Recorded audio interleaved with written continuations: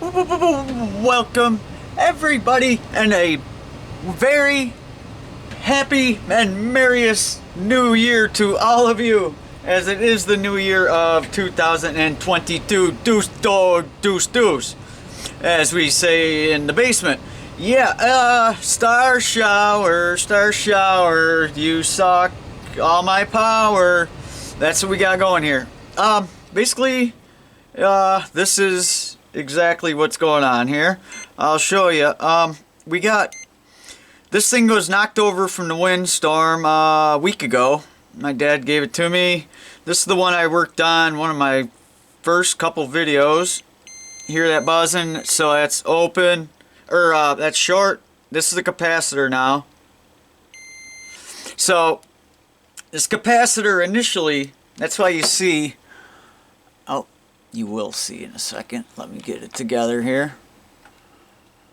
If you see back, where'd the thing go? Here it is. Okay. If you see back this way, oh, yoink! Yeah, right in the face. Okay, see back this way, shiny. Them are capacitors that I tested, all Rubicons. I pulled the one out of here, which is this component right there. Them two leads right there. That was reading it was just reading odd is what it was doing.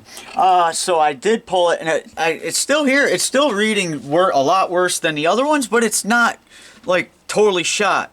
So there's definitely something wrong with it. I replaced it, and we're still short. So basically, I got a short in the setup somewhere. I don't know where. I've tried voltage injection. It will not take any voltage. Basically, you put voltage in. You try to, you have the switch here. You start it up, and as it's running, you will see, or not even running in the case, you check it with any thermal gun or camera, whatever, and wherever your hotspots are, that kind of is where you want to look for where your issues are. Well, it would only take 4 milliamps, so you're not going to find much heat with only 4 milliamps of heat. So then I went and tackled this little nougat right here, that little bugger in the back. It's like a SOT, yeah, SOT 323.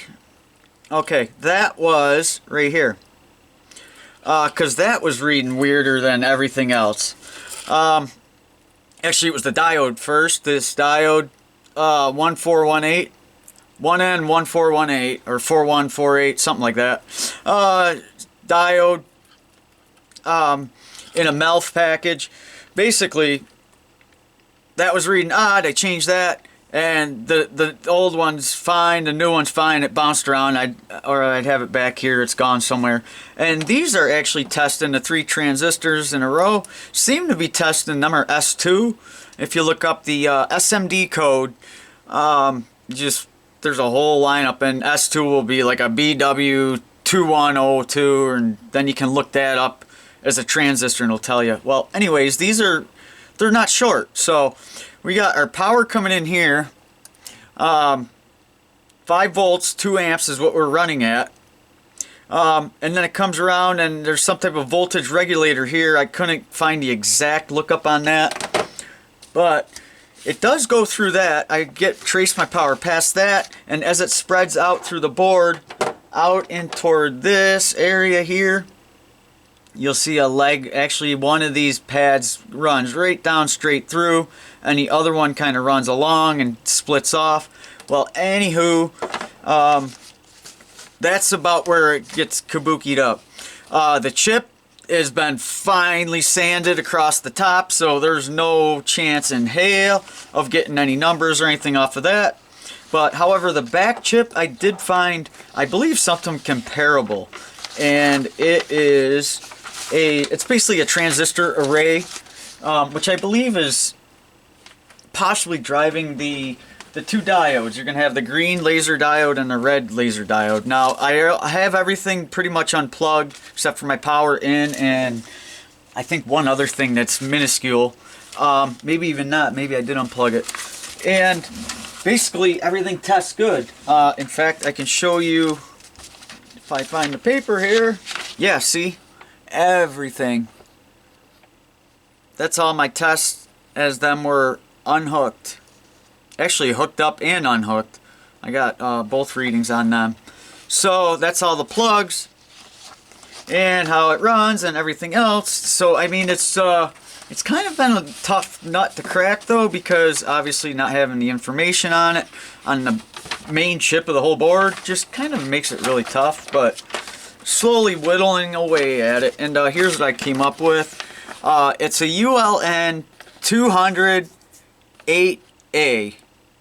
8 or 3A. I think it's a 3A. My marker. Okay, this is the chip back here. Right here. This chip. This chippy. Okay, the 8-pin. 8x8 pin. Okay. Basically it's a transistor array, or basically it's set up as an inverter with the diode set up to it. This is the way it's drawn up on here.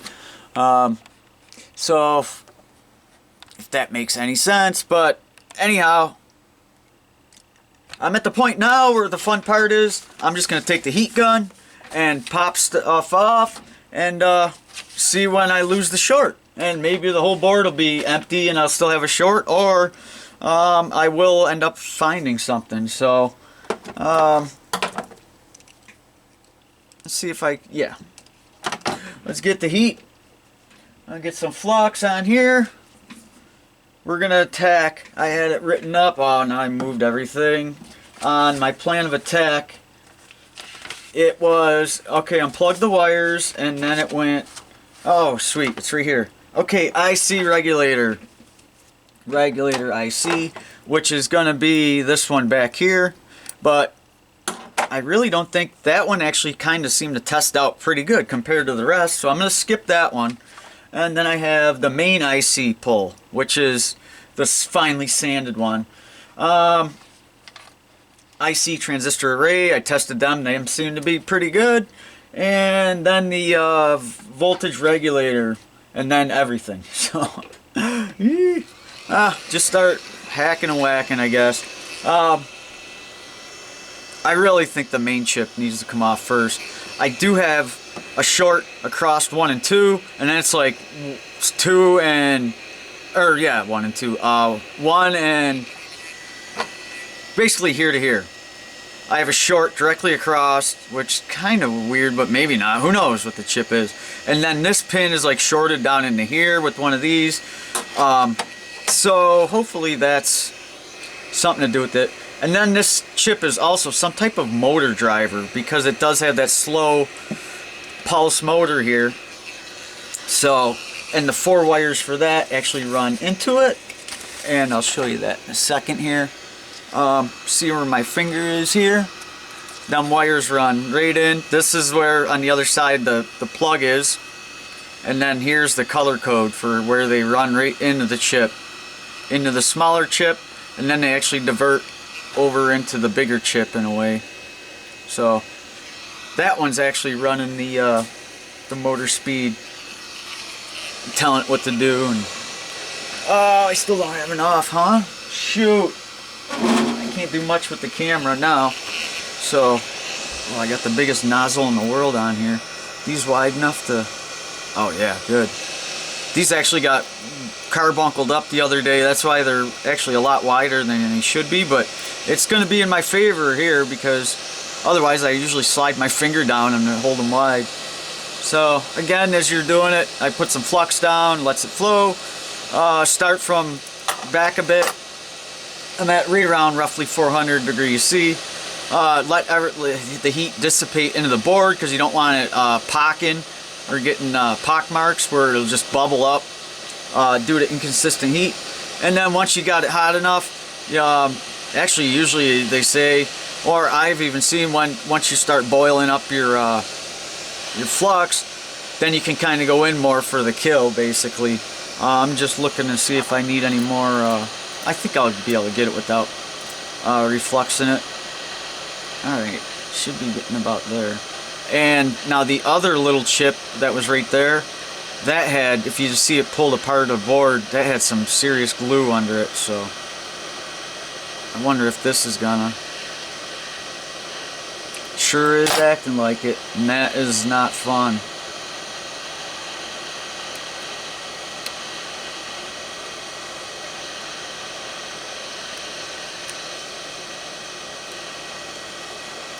Oh my gosh, that does not wanna. You gotta be kidding me. That's such a nightmare. Come on. So they put that glue down as they wave solder it, and you can tell that they did just the way that see it's laid out there. And that's what I believe is holding it down right now, not letting it pop, because them sure look shiny to me where they should have got ready to go. I don't want to bend it where it's weak. I want to kind of have it at an angle so it's got some torque to it. Just holding it now.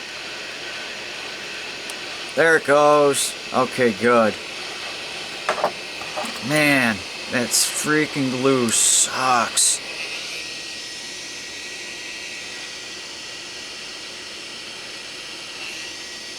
Now we'll have to test that capacitor and see if that took away.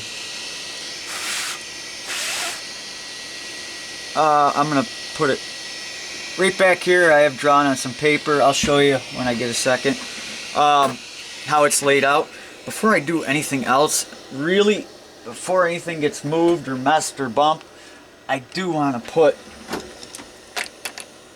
a mark on the board and on the chip so I don't get it mixed up with which way it goes, because there's nothing that tells me how. I wonder if I can use these three here and just put red marks. The glue marks go 1, 2, 3. That would tell me on the chip. Yeah. If I put marker down and I scrub on it to clean it up, it's going to be gone, and then I might be S to the L with the O in the middle. So here, I'll show you this. Here's what it is. So I just want to go bang, bang, bang. And that's easy enough to let me know, because them aren't very easily going to be scrubbed up. You can see, in fact, right here on this one, where the glue was, it just pulled right up the resist actually with it. It actually came really tough too. You can see it actually, I went over and tested the diode again because it discolored it. It's kind of really rough on it. Alright, hang that, and where's my tester? So you see, bump it together. I didn't mean to have you out so far. You can at least hear it if it's... Oh, it's gone. That's not good though, because I'm never going to be able to find that chip. Okay, that way, but that's how this thing reads. That's why I checked it. I'm pretty sure earlier I showed you guys I checked it both ways. Oh, pins. I want to see if across here is short. Is that a pad? Oh yeah, that's a pad that's de-padding. I want to hit that with the iron here. That big, kind of big. I want a little bit smaller, and I want to touch all them up. Ain't gonna matter, that's pretty much shot is where we're at. So basically is what happened. It got blown over. The initial thing was over here on it'll be a separate video. I have the power supply for it. Just a stupid little box with a cord coming into it and a cord coming out of it. And you just plug it in, and that brings, basically it's like a phone charger. Puts out 5 volts at 2 amps. Okay. So I opened the box up, and that had actually a couple of drops of water in it, and it was sealed. I mean, it was really sealed. In fact, I still have the seals and everything. It was wet inside. I think that with it get knocked over, maybe it knocked some of that moisture around. I don't know, but it probably sent some type of pulse of voltage or something through the board till it finally got to something vital like that chip. That's just a hunch. there's people that are going to know a lot more about than I do. Let me tin this, and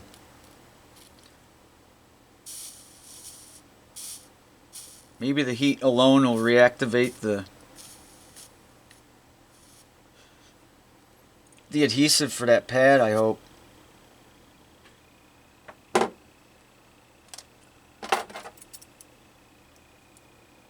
going to lever off of that and just touch it. Oh yeah, it's still loose. I'll try to just lightly blow some hot air onto it to get it dry underneath, and I think I'm going to try to super glue it, to be honest with you.